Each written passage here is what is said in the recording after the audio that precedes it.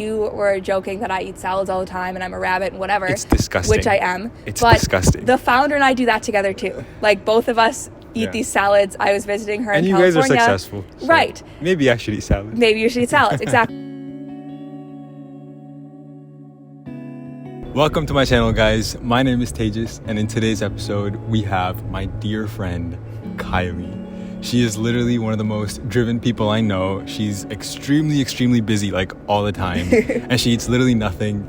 She only eats salads, like literally that's all she eats. But she is literally killing in the startup game, the corporate world, and she is the CEO of a startup. So yeah, ladies and gentlemen, let's welcome Kylie. Thank you, Tejas. It's exciting to be here. Yes, my name is Kylie. Right now, I'm involved as a COO of an ed tech startup. And in the past, I've done corporate work. I've worked for local government, and I've worked for a couple of other startups before the one that I'm doing now. I'm really excited to talk about that today because, as Tejas said, I do love startups. Yeah, she's literally, I think I got into startups before you did, right? You did, yeah. But then literally right after that, you were doing back to back, and now you've been with your startup, the main one, for like pretty long time, right? Yes, since winter 2020 is when I joined this one. Wow. Okay, and then did you meet your co-founders and like everybody else? Did you meet them at Cornell or? Yes, actually. So we're at Cornell right now, which is where I just graduated from. And I graduated with my bachelor's degree in something called industrial and labor relations, which is sort of our version of human resources. Right. And I did meet the founder of the current startup that I'm working for here. So she is a computer science student, and I'm actually a year older than she is. But we've been working together, like I said, since 2020, and we're going to keep working together post my graduation while she's still a student, and hopefully even beyond that. Right. No, that's awesome, because I feel like when people are in the same like town as you, it's a lot easier to just like, of course you're gonna have conflicts, of course you're gonna learn together, but it's really nice to be in like the same spot and everything, right? Definitely. I haven't seen you in like 4 years. No. Why is that the case, Kylie? Why'd you never visit, huh? The case is that Tejas and I met each other in Wisconsin in 2018, so 4 years ago, as we're shooting in 2022 here. Yeah. And we met at this week-long conference about global affairs and world issues. Since then, we kept in touch. She's helped me out with my college essays. She's been there for me whenever I needed her. We've always been there for each other. And the craziest part was, we met 4 years ago, and literally I am not in touch with anybody from camp but Kylie. That's actually accurate for me too. Yeah. Mm-hmm. So it's kind of crazy, and now we're at Cornell 4 years later, filming a podcast video type thing together. So that's crazy. That's crazy. But okay, I have a very important question for you. Yes, I'll provide some context for you guys. I'm currently in New York, and I am staying with Kylie for like 4 or 5 days, and then I'm visiting my uncle right after that. But since I've been with her at her like place, this girl has been working like crazy today, right? You've been working with like 3-4 hours. You were on work calls, yeah, right? Mm-hmm. Why is that the case, huh? Yeah. What's going on? You can talk to me. What's happening? It's like, why am I working for 5 hours on a Sunday? And honestly, it's like, it's not exactly what everyone does on their Sundays, and I definitely see that. But I've chosen to keep very involved in all these startups, and that means nights and weekends and random calls and scheduled calls and all types of calls at all different times. And the reason why I put in all that work is because I'm doing it with people who are equally motivated and driven as I am. I'm managing a team of 5 people at the age of 22, and that's pretty rare, I would say. That's so I'm awesome. gaining a lot from that. Yeah. And I'm able to take a lot of experiences from this and apply them to my own personal life, my own personal relationships. It's just been really a growth trajectory that I'm not willing to give up. Right. Now, like, how long have you been doing this? And have there been like times when you're like, you know what?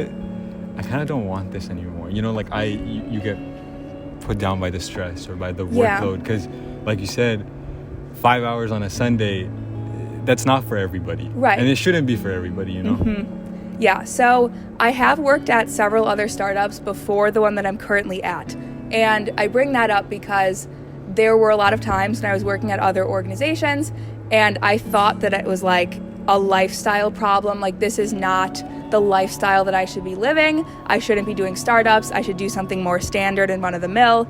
But then I was realizing, like, I don't think it's a problem with the lifestyle overall. I think it's a problem that I'm having with a person at this organization, a situation that I was put in at this organization, the culture, something else. And I was very grateful to have pushed myself enough to think about those questions of, is this startup culture overall that I have a problem with? Is this a particular situation that I have a problem with? And it was particular situations. So I had thus been looking for and trying to find the right startup culture.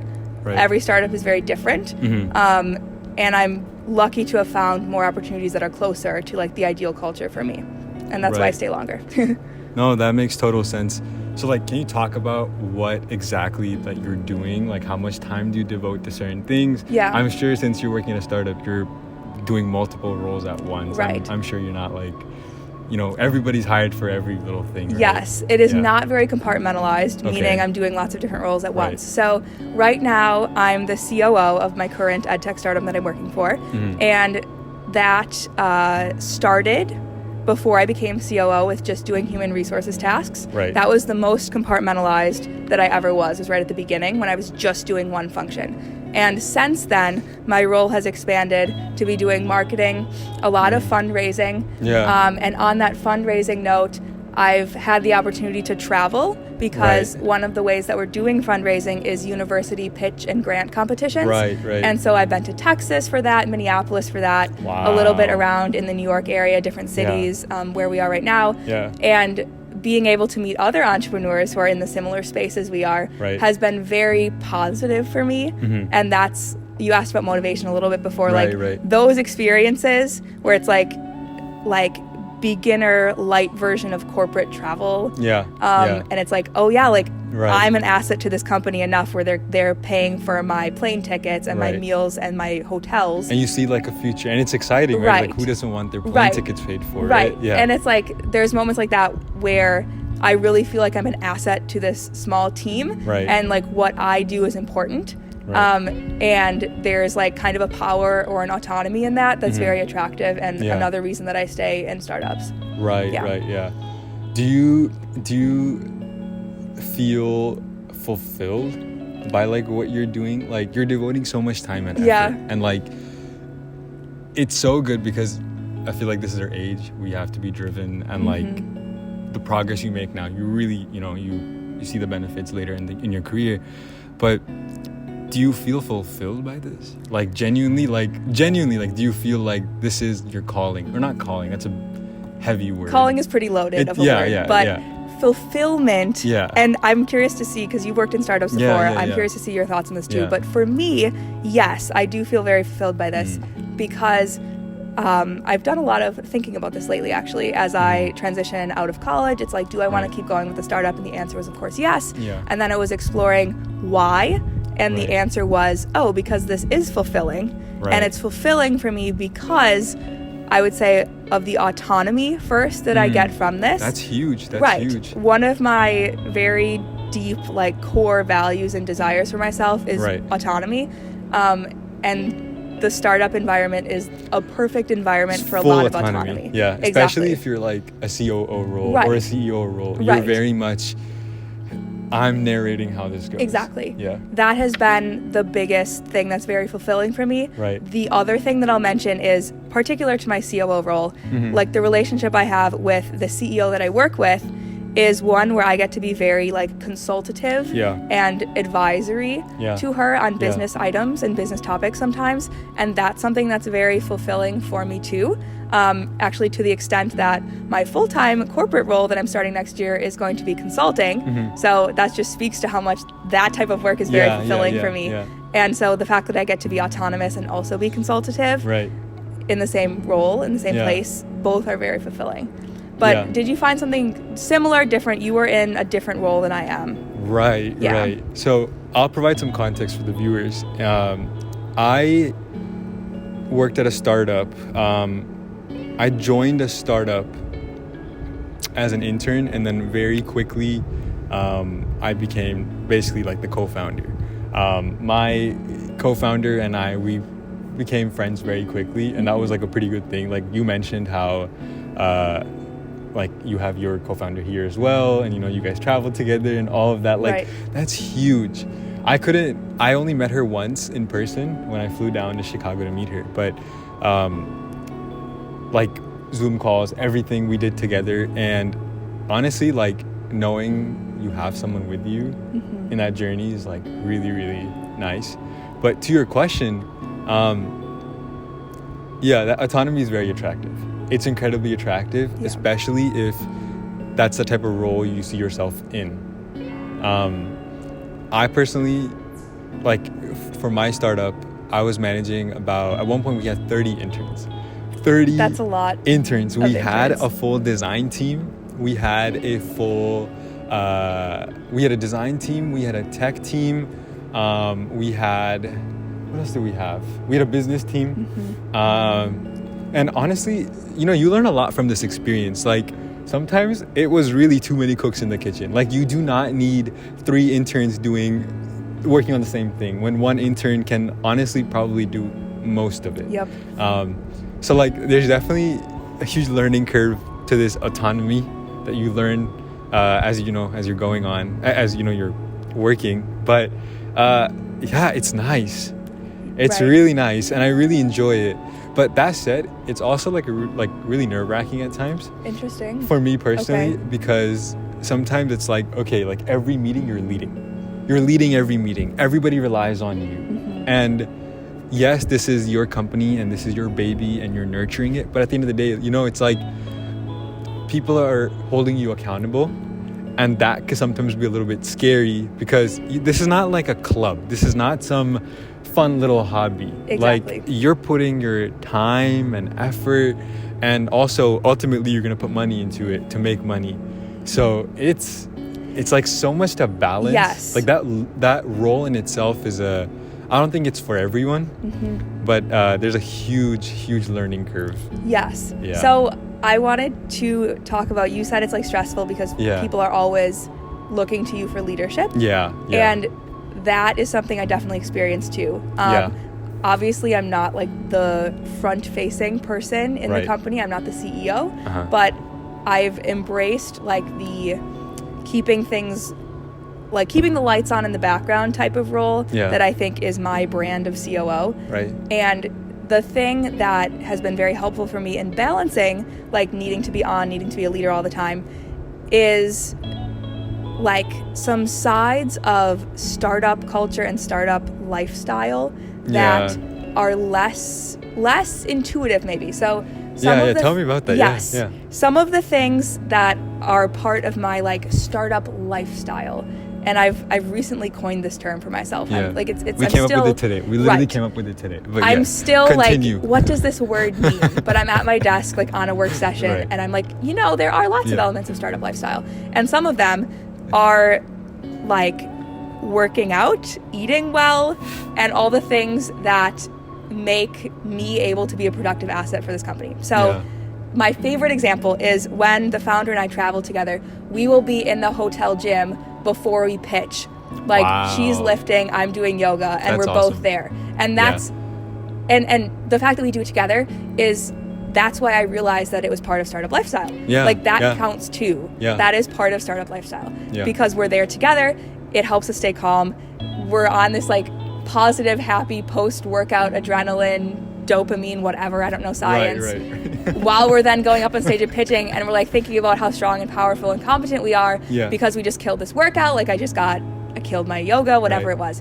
And the other fun thing, you were joking that I eat salads all the time and I'm a rabbit and whatever. It's disgusting. Which I am. It's disgusting. The founder and I do that together too. Like both of us eat these salads. I was visiting her in California. And you guys are successful. So maybe I should eat salads. Maybe you should eat salads, exactly. Like these are parts of like the supporting yourself to bring yourself to work, to be an asset for this company, this startup that you know you're an important asset for.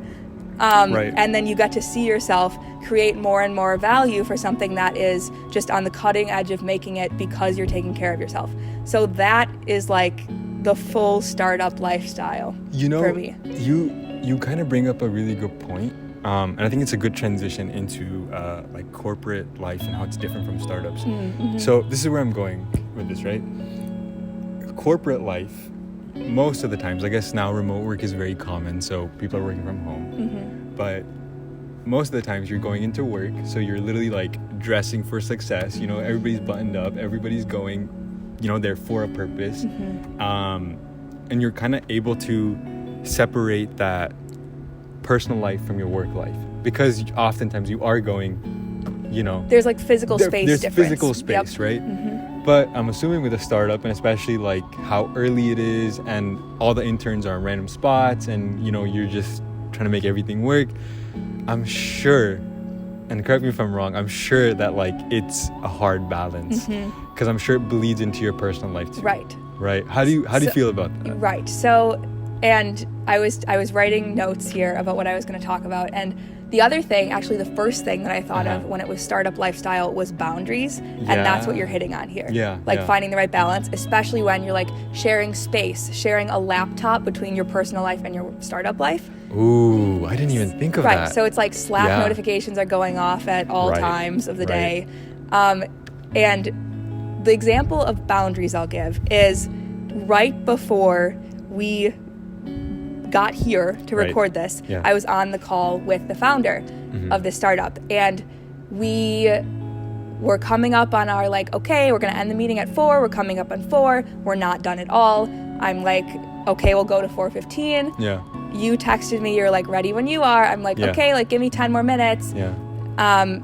So like the boundaries sometimes move, but then what happened was we still weren't done at 4:15. The founder was like keeping going with more things, and I was like, like I've pushed this boundary 15 more minutes for you.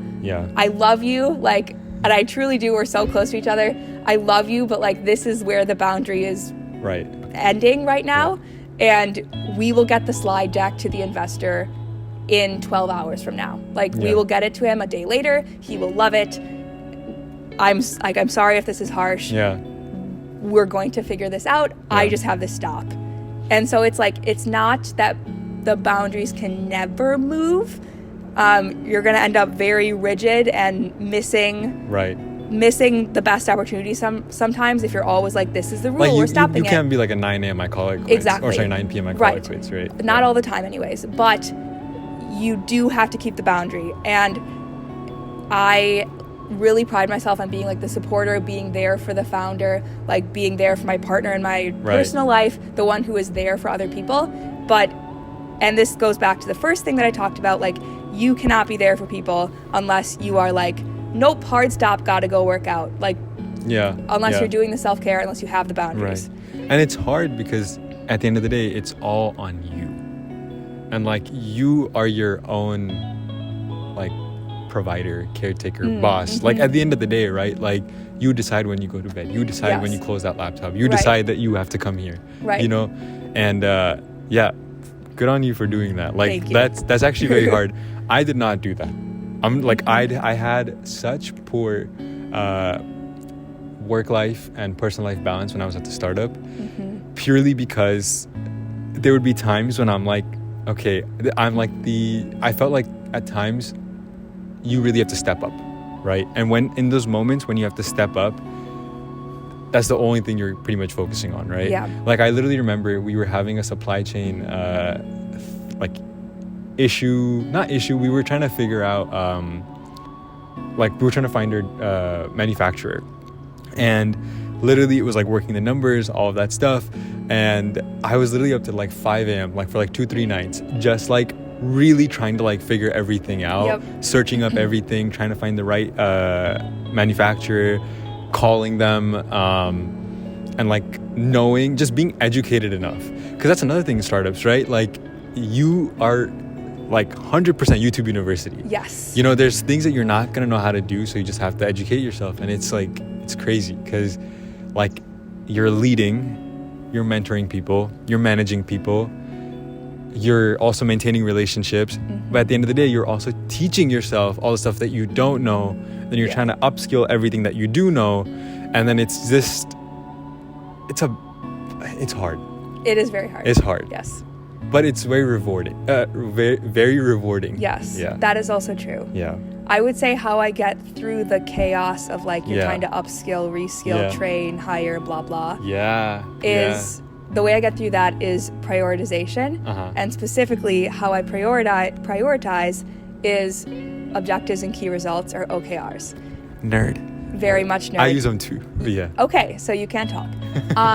OKRs helps you prioritize because you set up an OKR, the objective at the top, it's the top line thing you have to get done. You break down from that top line thing what are 3 to 5 smaller things that I can add up. If I do these 3 to 5 things, I will get the top line thing done. And then you know when to stop, you know when the project is done. The other thing about OKRs is that when they teach about OKRs, they're like, do not start 50 of these at the same time. Yeah. Start 3 of them. Yeah. You'll get one done quickly. You can set them up where they're small OKRs. It'll take you 4 days to do one of them. Then you can move that to your done list. Yeah. Start another one. You will get the same 50 things done. Yeah. You just cannot spread yourself in 50 different ways. Plus, you won't be that overwhelmed. Exactly. Yeah. Exactly. So prioritization, yes. You know, I've never used OKRs in a personal, like, for personal use. Yeah. I've only used it for business use. Like at my startup, we also had OKRs. You know, we would for social media goals, our marketing goals, everything was, we have to hit these numbers by XYZ time, and you know, sometimes we didn't hit them, and you know, you learn from that, and you know what to do for the next sprint, or I guess for the next session, right? Yeah. But yeah, I've never used them for personal use. I should try that. I love using them for personal use as well. I should try that. Yes. Yeah. Like I've had OKRs for packing up things when I'm moving, for like personal books that I want to read. Wow. Yeah.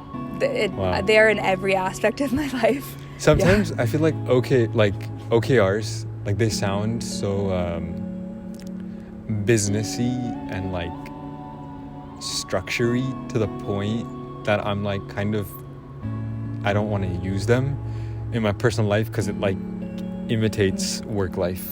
If you know what I'm like, if that kind of makes sense, you know what I mean? Yeah. Like it's just a way of goal setting, right? At the end of the day, right?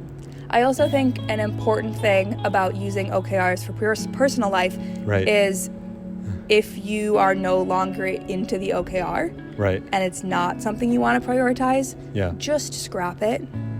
Like, just get rid of it. Don't be stubborn and hold on to it. Because that is when you're strong-arming yourself into doing something you don't actually want to do. Right. And that's when you feel like it's a job. You feel like your personal life is a job. Yeah. Like at work, you can't always get rid of an OKR that a manager gave you. That's true. But in your personal life, you need to own up to the fact that you are the one creating them, so you are the one who can get rid of them if they're not actually serving you or adding value to your life. Right. Yeah. Would you say, like, with this... Wait, actually, before I get into that question, did you learn about OKRs through startup culture, through your startup stuff, or was this like a thing you just picked up? So this was a book that someone recommended that I read. Which book was it? I swear I recommend... What Matters. I literally told you to read that.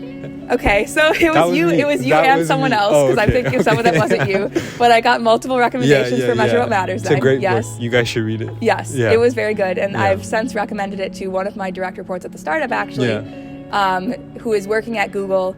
In the book, it talks about how Google uses the OKRs. So she thought it was the best thing ever. And she is now reading the book and implementing OKRs and asking me questions about, like, how do I do this OKR for XYZ? Yeah. I kid you not. When we started the startup and I was talking with my co-founder, I literally said, here's 2-3 books.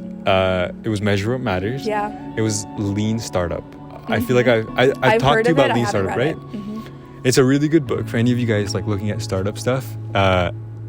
Great methodology for kind of turning your idea into like a reality.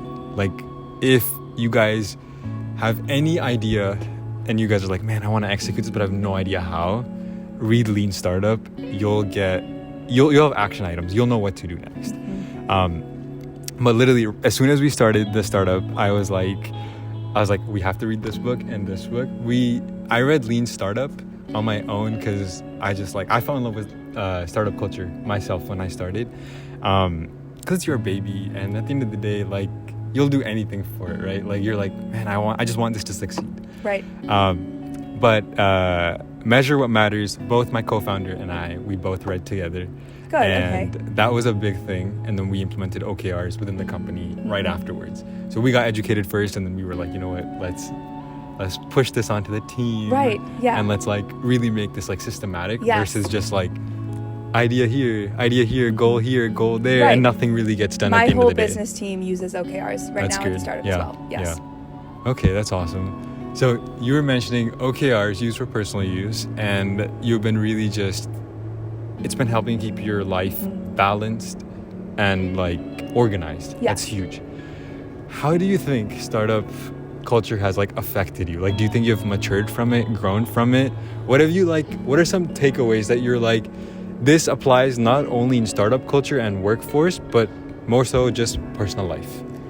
Yes, I touched on this earlier Yeah. a little bit. The biggest thing that I've taken away from leadership roles in startups Yeah. is seeing myself as an asset that should be invested in so that it appreciates over time. Okay. How startups got me to thinking like that is I've seen myself take on leadership roles. I've seen like when I am present instructing other people or training someone on this or learning, even when I'm present in learning from the founder or something, like it's very productive. I bring a lot to a lot of situations in the startup. Right. And I've tried to replace myself. Yeah. Like I was graduating and it was like, oh, let's find a new VP of operations. That was my position at the time. And when we struggled to do that, it was like, oh, I am an asset that brings value to this. Right. And so that, taken into my personal life, it helps me in friendship and family relationships and other relationships where it's like, no, like I'm someone who needs to be taken care of. Right. It helped with self-confidence. And it carried into all areas of my life because it's a mindset. Yeah. It's not like, oh, I learned how to yodel. It's like I learned this skill or this mindset that can always be with me because I always have my mind. So that's the biggest thing that has helped me from startups. No, that's huge. Yeah. Mindset is probably like the biggest takeaway you can hope for. Yeah, Like actually. ultimately, right? Like if you go to school and you, like a lot of people cheat in school, right? They get through college, like, you know, there's a lot of platforms. Once it really hits you that you're just cheating yourself, like, and then you get in that mindset of like, man, it's okay to get a B or a C, and but I learned from this, you know, like I did it on my own. Yeah. Once you get in that mindset, whatever, you know, like source you're getting that mindset from, oh man, it changes you. Like it changes your life and the way you like think. That's awesome. Yeah. Yeah. No, that's great. Yeah. So yeah, we'll end it with one last question because it is kind of getting dark. What's one future goal that you're kind of focusing on at the moment? Yeah. One goal within the startup is we have been invited to exhibit and present at a conference in our industry in the fall, and that's something we've never prepared for yet. So I want to build a killer presentation with the founder and deliver that. You're really good at those, right? Like, we'll see. You guys won like a good amount of money, right? We you guys won from some pitch competitions, but this is like sort of different audience, different sort of scene. Yeah. Okay. What about you? A goal? A goal for me, honestly, growing YouTube photography. For those of you guys, like, you guys got some introduction with me in my startup journey, but I'm also in the tech world. I'm also trying to make my way within product, and I work for a company right now as an intern, but I really want to make this photography, videography, YouTube thing like a proper source of income, and I really want to like establish it. So I'm just hoping that, you know, you guys will comment, like, and subscribe. You guys will, you know, give me support, and yeah, I just want to grow it, you know. My first YouTube video that I made was literally in 2010. It was a Clash of Clans video. Hopefully you all can find that. No, please. Honestly, they probably could. But That's what I'm saying. yeah. But yeah, it's been a long journey, and I'm really happy. I'm at a stage in my life where I can kind of like just devote some time to it. So Yeah, I appreciate you for coming on. Thanks, Tejas. Yeah, thanks for everything, dude. To my viewers, if you guys enjoyed this podcast video style, please let me know. Comment it. If you guys want to follow Kylie's journey, I'll also link her LinkedIn and her Instagram in the description. Are you cool with that? Absolutely awesome. Yeah, I'll do that. And then, yeah, let me know what you guys think.